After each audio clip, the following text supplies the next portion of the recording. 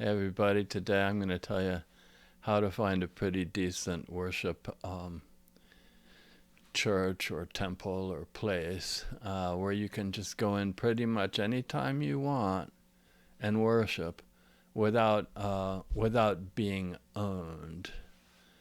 You know what I mean? It's like when I first moved to, I'll just give you an example. When I first moved to Provo, Utah from Las Vegas, man, I'd open up the telephone book to try to find a decent place to worship. A place that would be fun and interesting where I could sit and meditate and commune with God and not have it be that that I'd be owned by the people, you know? And year after year I would open up the yellow pages, and I called it the yellow pages of disappointment. And that's because before I moved to Utah this time around, I had lived in Las Vegas, man, and in Las Vegas, worship was different, man. We'd hang out at the Buddhist temple. We'd go there for their vegetarian food. We could sit there. I'm not even a Buddhist, you know, but at least we could sit there. We could smell the incense and just enjoy the peaceful environment without some dummy coming up and trying to sign us up, you know. And then if we didn't show up, we didn't have people trying to track us down like, where's that person? Why didn't they show up at church today? People knocking on your door, where were you, you know? So in other words, they didn't have a real financial interest in us staying connected to them. We weren't paying them a great percentage of our income steadily every week for the rest of our lives.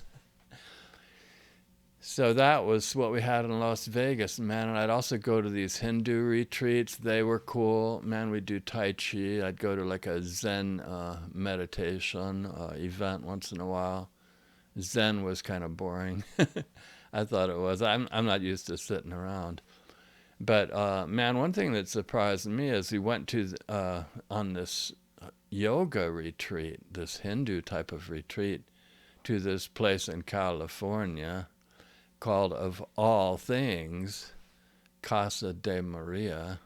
It turns out it was a Catholic retreat center that was open to people of all religions to come in. Well, I mean, I'm sure they draw the line somewhere, probably. But, yeah, it was, I mean, this was a Hindu group I was going to the retreat with, and they just said, come on in, man, you can use our retreat center. So I'm going to tell you, after all these years sitting around Utah, wondering where a decent Buddhist or a Hindu or whatever place would be nearby where I live, what I have discovered. And I have discovered a place that there are outlets all across the United States and maybe in many countries where you can just go there and sit and worship. The infrastructure is beautiful, beautiful wooden or other material benches. You can sit there without ever flipping talking to a single person if you don't want to. They don't love bomb you. I mean, this is the beautiful thing. Of the people that attend regularly, hardly a soul knows anybody else. It's just between them and God. And that's the beauty of it. So as we start, though, I'd like to welcome you from the world headquarters of Preston Flat, from the catacombs, from the bowels of Preston Flat, if you will. I bring you today's message. Hallelujah. Okay, this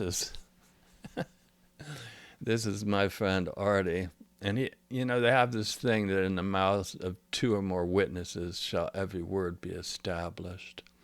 And if I just sit here and I tell you my secret findings, what I have discovered, you're just going to say, yeah, man, but you're just one person.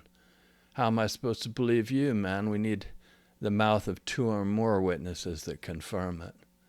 So, Artie, would you mind testifying to the truthfulness of what I say today? And if nothing else, if I say anything that you disagree with, then you can just speak up. Is that cool?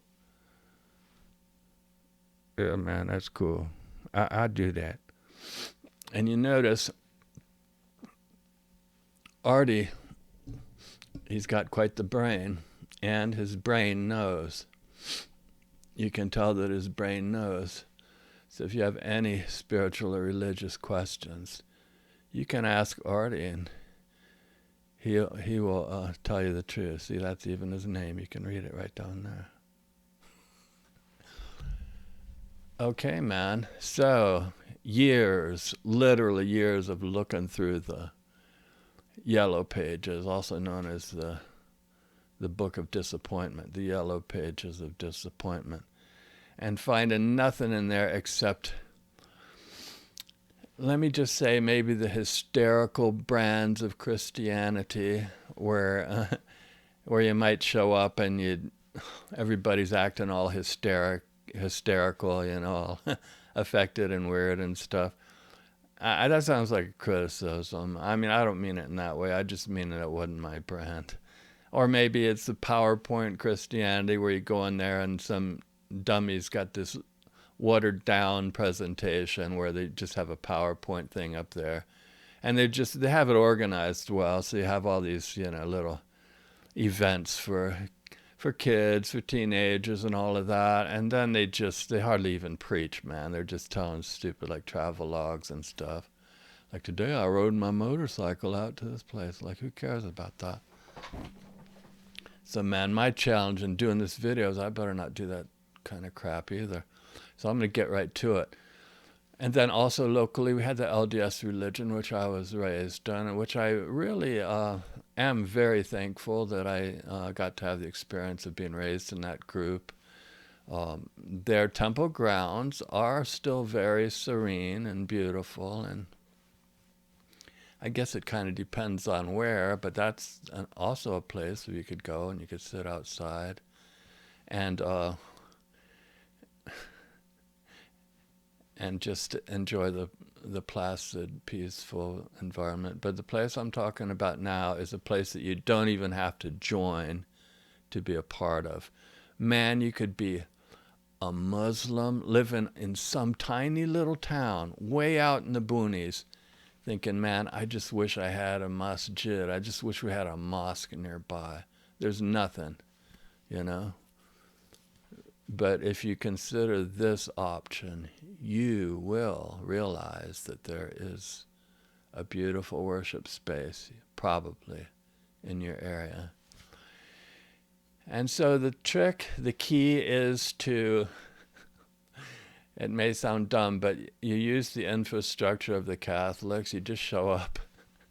You just show up there, and if you don't want to join, don't even join, man. You just show up. First of all, nobody's going to know who's who. The benches are beautiful woodwork, you know. They have a beautiful atmosphere, and often the chapels are open like very extended hours. You can just go there and sit and commune with God. Did you ever see those movies where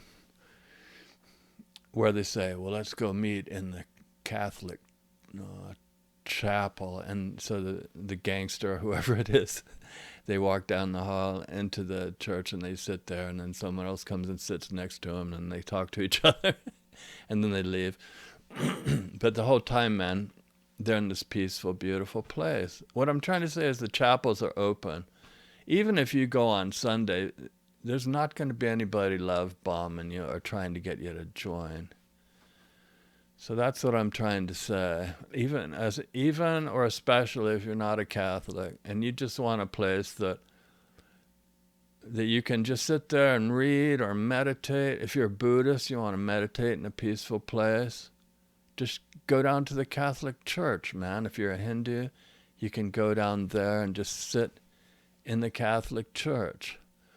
Now, of course, they have a few statues around. So if you're into this idea of, like non-duality, or that there's only one without a second, which the idea that there's only one God and we don't deal with all these other forms and saints and idols and stuff. Man, you can just ignore all the statues and just sit there and be left alone. Suppose in your house, man, you got some spouse or kids or somebody, or a stupid roommate that's just making all kinds of noise, playing flipping rock music and stuff, and or worse, and you just want to sit there and commune with God, man. Just think about doing that. Just maybe walk down the street or head down to the street to that Catholic church. Just walk in. And man, this is the weird thing. Even the preachers leave you alone.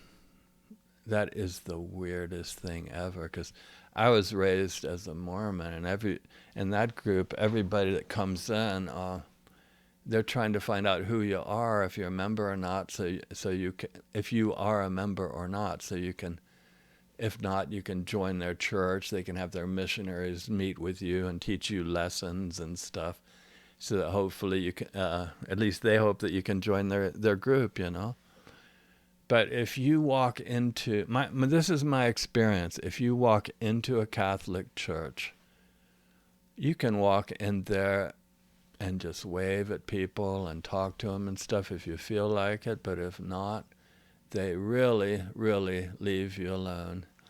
So I went through this phase of getting pretty involved in the Catholic Church a few years ago. And then just as an experiment, I thought, well, I'm just going to take a year off and see what happens. So I took a year off, and I went back a couple weeks ago after like a year. It's like nobody even realized I had been gone. I'll tell you why. It's because they have services Saturday night, and that group is one group, right? Then they have a Sunday morning one, and that group is one group. And then Saturday afternoon. And they just figure you might be out of town traveling, maybe you'll go to a different church, or maybe if you can't go on like a Sunday morning, maybe you went the Saturday night before, or maybe you went on a weekday. The thing is, there's so many meetings that they don't know who goes to what. So they could be imagining that you are still faithfully going all the time, even if you don't even show up for years. So what I do now is, first of all, I try to just practice wherever I'm at, like, sit and meditate in my home or in my office, or when I'm out walking around. And, think of God, read scriptures and stuff, and train, do some Tai Chi and all. But what I find is that sometimes that is not enough to get me to really sit in silence for an extended period of time. Man, there's too many good videos on YouTube.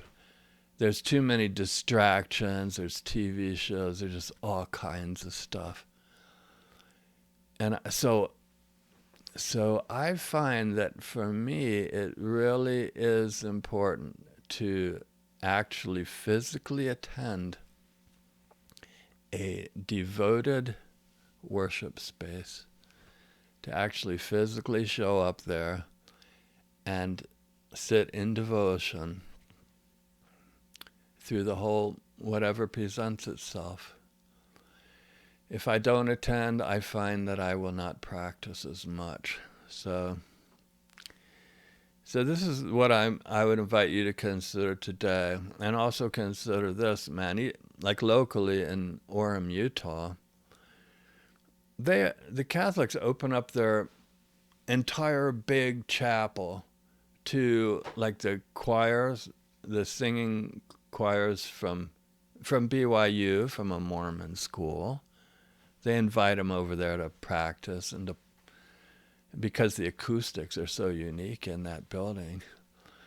And then at BYU, a Mormon school, right, for their comparative religion courses and stuff, they're actually told to go out and to visit other churches and other belief systems. So some will go to the Hare Krishna temple in Spanish Fork and sit there and experience that and write up a bit for their grade. And then others will go to the Catholic Church. And so they're really free to, as part of that class at least, to go and check out these other religions as part of their assignments. And that is the thing that freaked me out the most, that I could actually have a place to attend where nobody will try to own me. Nobody will try to love bomb me. And if I don't show up, I'm not owned by the system. That's what I'm trying to say. I am not owned by the system at all. And that's what I love about the Catholic facilities. It's beautiful. Man, the benches are wonderful. It's climate controlled. They got candles burning sometimes. Beautiful statues of Jesus. And it is a great place to sit in peace and in quiet if you want to have solitude in your life.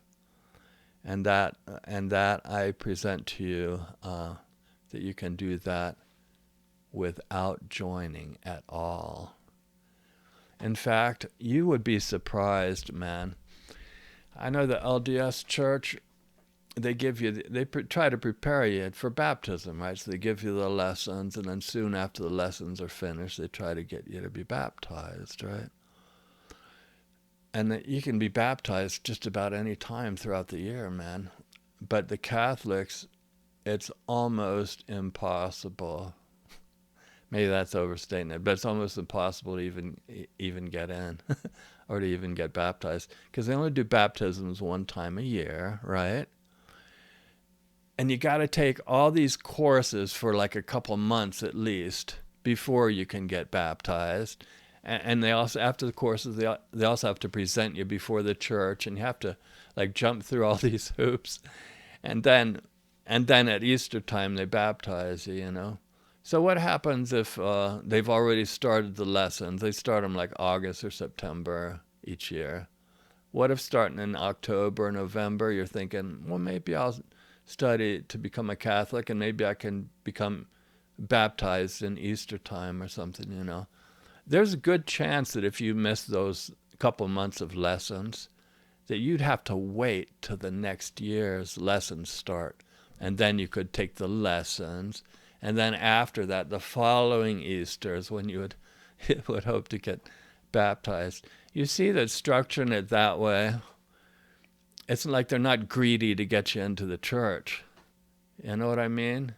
And there's no rush. They don't want you to join before you can discover before you can do internet searches or study the history of the church or anything like that, man.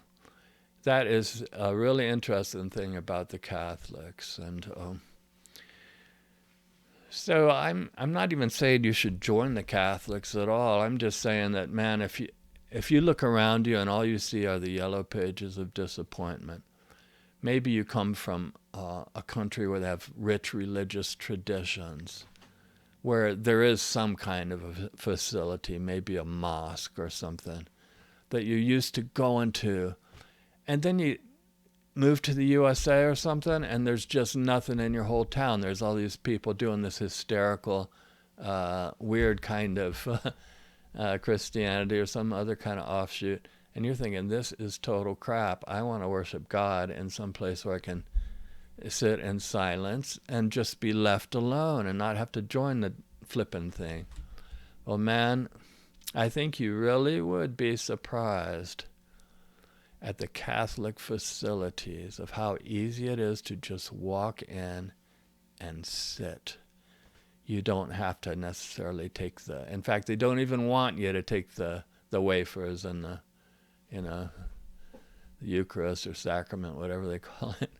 They don't even want you to take that unless you've already joined. You have to really be established in the group already to even be able to go up there. So you don't have any pressure. You know, they're not passing this bread tray around and then you have to get all hungry or thirsty, and you know, and then you pass it on and stuff, and you think, gee, man, that bread looked good. And your mouth is quivering because you're left out. No, man, you're not expected to even participate or anything. They leave you the heck alone. That's what I'm trying to tell you. And if it really is just between you and God, and not between you and some man-made flippin' church where they own you and where they carefully monitor how much money you've paid in. At the end of the year, well, let's settle up and see if you've paid all your money. If you haven't, you need to pay so you can still have access to our facilities and get our approval form that says, yes, you can enter because you're paid up and stuff. No, man, Catholics just leave you the heck alone. That is really a pretty great thing. So what I suggest to you, man, if you're in some hokey little town somewhere, nothing around, so disappointed, so craving to have like a temple or a place of solitude or a cave or a place up on a mountain or in a grove of trees or some place where you could go, man. You step in about any other church and you're gonna have to explain yourself, what you're there for, tell them who you are and everything else. You walk into the Catholic Church, which is open a lot, almost any time you'd want to go in, except maybe late at night or something. You can just walk in and just walk in like you own the place. You don't even have to say a word to anybody. So that's what it took me a long time to learn, man. I moved back here in about the year 2000, and it wasn't until about 2 or 3 years ago that I realized that. And that was from experience of walking in and just seeing how people just left me the heck alone. Nobody came up to meet me or shake my hand. It's not that they were hateful or not friendly or anything, but they realize that it's between them and God. That's the thing. So they're not going to be using all these social ways to latch onto you and love bomb you and try to get you in. So that is a wonderful experience to finally have some place to go, man. I just suggest you just try it out. Just try it out, and no matter what religion you are, man, if you're Muslim or even some hysteric kind of Christianity, but your church is closed, you know, you can still walk in there and just sit and think about God, man. Just bring your book if you want. Bring your Bible and sit there and read it. Spouse at home yelling at you, nagging at you, who the heck cares? You just step away. You could say, man, I'm going to go run off to the store real quick or something else, and then combine that trip with sitting in solitude and communing with God. So please consider that, and I would appreciate it if you'd consider liking and subscribing to my videos. It would really help so much. So I love and appreciate those of you that would do that, and thank you.